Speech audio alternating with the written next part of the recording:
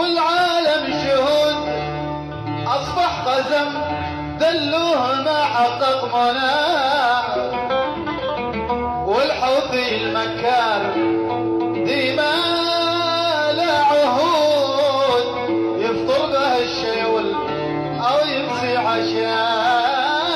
الحوثي المكار ديما لا عهود يفطر به الشيول أو يمسي عشاء. شله تبع ايران يا كم من حقود لن يدخلوا اقسم بديه في سماء.